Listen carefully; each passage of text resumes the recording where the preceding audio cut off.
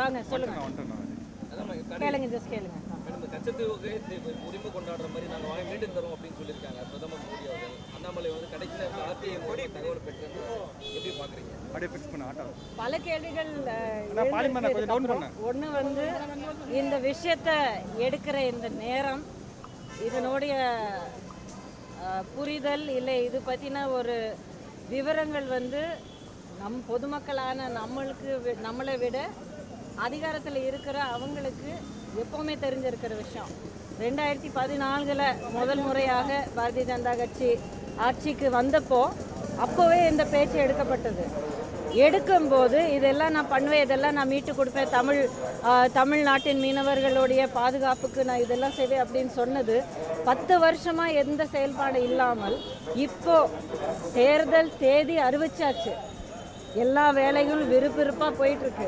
இந்த நேரத்தில் திடீர்னு ஞாபகம் வந்து இந்த நேரத்தில் திடீர்னு இது வந்து ஒரு ரிஸ்ட்ரிக்டட் இன்ஃபர்மேஷன், நாட்டின் எல்லைகள், நாட்டின் இன்டர்நேஷ்னல் செக்யூரிட்டிக்கு சம்மந்தப்பட்ட ஒரு விஷயம். பொதுவாக ஒரு ஆர்டிஐ மட்டும் போட்டுட்டு அதுக்கான ஒரு பதில் உடனடியாக கிடச்சிச்சுன்னா அதுவே வந்து அவங்க மக்களுக்கு கொடுக்க வேண்டிய ஒரு எக்ஸ்பிளனேஷன், இதுக்கான ஒரு புரிதல் கொடுத்தே ஆகணும். ஏன்னா இதை போட்டேன் வந்துடுச்சு இதான் நான் சொல்கிறேன் அப்படிங்கிறது ஒரு பக்கம். எப்படி போட்டிங்க, அதுக்கான முறை என்ன? ஏன்னா ஆர்டிஐ அப்படிங்கிறது ஒவ்வொரு குடிமகனின் உரிமை. ஸோ ஒருத்தங்களுக்கு அந்த மாதிரி செயல்படுறாங்கன்னா எல்லாருக்கும் எல்லா விஷயத்துலையும் செயல்படணும். நிறைய பேர் ஆர்டிஐயோட அப்ளிகேஷன் போட்டிருந்தா இந்த விஷயத்தில் உங்களுக்கு இன்ஃபர்மேஷன் அங்கே கொடுக்கக்கூடாது, இது ரெஸ்ட்ரிக்டட் கேட்டகரி அப்படின்னு சொல்லி நிறைய பேருக்கு தகவல் வந்திருக்கு, பதில் வந்திருக்கு. அப்படிங்கிறப்போ இந்த மாதிரி மிக சென்சிட்டிவான ஒரு விஷயத்துக்கு எப்படி அந்த தகவல் கிடச்சிது, பதில் கிடச்சிது, அதுக்கப்புறம் இந்த விஷயத்தை எழுப்பி பேசுகிற இந்த நேரத்துக்கான அர்த்தம் என்ன? 10 வருஷமாக இந்த அக்கறை எங்கே போச்சு? மேடம் இப்போ தமிழிசை சவுந்தரராஜன்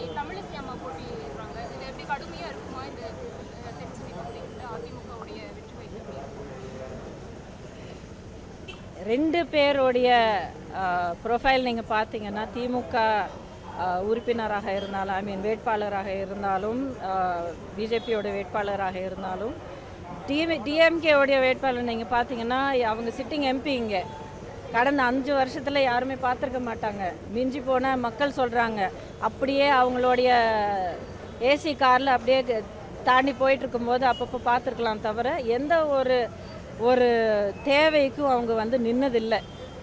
மக்கள் கண்டிப்பாக இது மனசில் வச்சுருப்பாங்கன்னு இல்லை, வச்சுருக்காங்க, ஆல்ரெடி உணர்ந்துருக்காங்க. அவங்களுக்கு பல இடங்களை நம்ம எல்லோரும் பார்க்குறோம், ஊடகங்களை நம்ம எல்லோரும் பார்க்குறோம், பல இடங்களில் அவங்களுக்கு வரவேற்பு இல்லாமல் அவங்கள வந்து திருப்ப அனுப்பப்பட்டிருக்கு.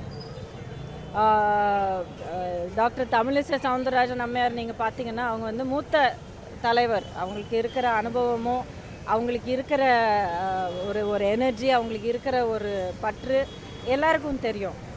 ஆனால் அரசியல் காலத்தை தாண்டி போய் ஜனாதிபதிக்கு அடுத்த இடத்துல ஆளுநருக்கு இடத்துக்கு அவங்கள வந்து ப்ரொமோட் செய்யப்பட்டிருக்கு அப்படிங்கிறது, உயர்த்தப்பட்டிருக்கு அப்படிங்கிற ஒரு நிலையில் திடீரென்று தேர்தலை அறிவித்த பிறகு திடீரென்று அவங்கள அந்த பதவிக்கே ராஜினாமா செய்ய வச்சுட்டு அவசரமாக அவங்களுக்கு மறுபடியும் உறுப்பினர் கார்டு கொடுத்து கட்சியில் சேர்த்துக்கிட்டு இங்கே நிற்க வைக்கிறது அப்படிங்கிறது மறுபடியும் கேள்விக்குறியாக இருக்கிறது. எதனால், என்ன அவசரம், என்ன தேவை, அப்படி என்ன தேவை? அதாவது அடுத்த கட்ட தலைவர்களோ இல்லை லீடர்ஷிப்போ அது இல்லையா?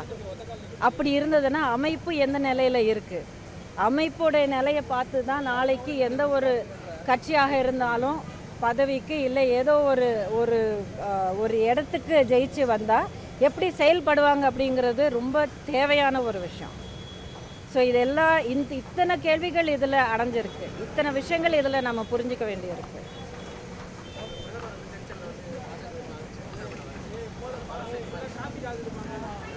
அது ஊடக நண்பர்களான நீங்களே நிறைய கருத்துக்கள் வந்து நீங்கள் பொது வழியில் நீங்கள் சொல்லியிருக்கிறீங்க. மக்களும் இது அப்படியே தான் புரிஞ்சுப்பாங்க. ஏன்னா நான் சொன்னேன் இல்லைங்களா, இப்போது கட்சியினுடைய அமைப்பு, அதுக்கப்புறம் சில விஷயங்கள் வந்து அந்த நேரம் பார்த்து ஒரு அவகாசத்தில் ஒரு அட்வான்டேஜ் எடுத்துக்கணும் அப்படிங்கிற ஒரு முறையில் பண்ணும்போது இது எல்லாமே வந்து மக்களுடைய அடிப்படை உரிமைகளுக்கு பாதுகாக்கிறதுக்கான ஒரு லட்சணமாக தெரியல. ஸோ அதுக்காக இது வந்து மக்களை புரிஞ்சுப்பாங்க, ஏற்கனவே புரிஞ்சுக்கிட்டு இருக்காங்க. கண்டிப்பாக அதுக்கான தீர்ப்பு கொடுப்பாங்க. மேடம் ஒரே ஒரு கேள்வி மேடம், கடைசியா இந்த பாஜக தென் சென்னையில் போட்டியிடுறதுக்கு ஆள் இல்லைன்னா தமிழிசை வந்து கவர்னர் பதவி தென் சென்னையில் போட்டிடுறதுக்கு ஆள் இல்லைன்னு சொல்ல, கட்சியில் ஜென்ரலாக